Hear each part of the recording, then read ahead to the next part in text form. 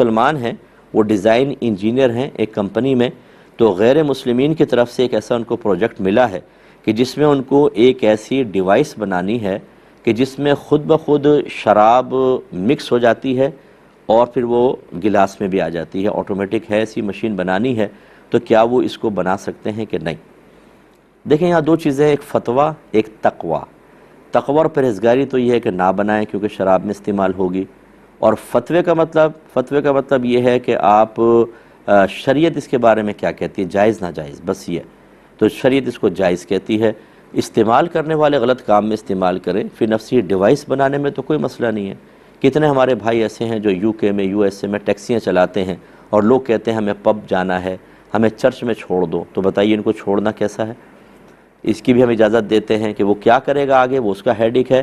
آپ ٹیکسی کی service provide کر رہے ہیں، آپ وہاں چھوڑتے ہیں، ہو سکتا ہے پب میں نہ جا سکے، مر ہی جائے یا کسی اور طرف نکل جائے، یہ اس کی مرضی ہے، لیکن آپ چھوڑ سکتے ہیں۔ فتویٰ یہ ہے، تقویٰ یہ ہے کہ نہ ہو، لیکن تقوی پہ آج کل عمل کرنا تھوڑا سا مشکل ہے۔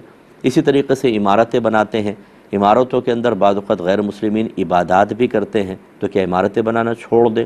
ایسی آپ جب مکان کرائے پہ دیتے ہیں، دکان کرائے پر دیتے ہیں، کوئی نہ کوئی اس میں ناجائز کام آپ کا کرایہ دار کر رہا ہوتا ہے۔ جیسے مکانوں کے اندر چھت ملتی ہے، بے نمازی پن بھی ہے، خرافات بھی ہو رہی ہیں، تو کیا مکان کرائے پہ نہ دیں؟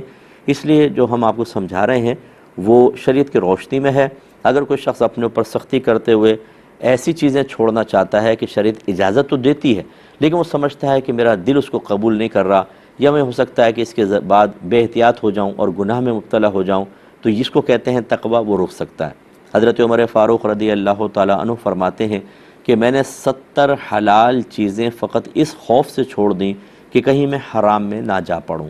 تو یہ تو تقویٰ ہے، اور اگر آپ فتوے پہ عمل کریں تو کوئی مسئلہ نہیں۔ اور یہ دور میں آپ کو مشورہ یہ دیتا ہوں، یہ فتوے کا دور ہے۔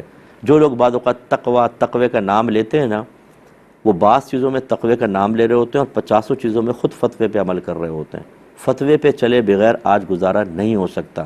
آج یہ تقوی کا دور نہیں ہے۔ میرے آقا نعمت امام اہل سنت فرماتے ہیں کہ یہ تقوی کا دور نہیں ہے، فتوے پر لوگ عمل کر لیں، یہی بہت بڑی بات ہے۔ تو اس لیے ہمارا مشورہ یہ ہوگا کہ بالکل آپ بنا سکتے ہیں، اور اگر آپ کی خود کمپنی ہے اور اس پروجیکٹ کو لیے بغیر بھی آپ کے پاس بہت کام ہے، تو پھر تقوی پہ عمل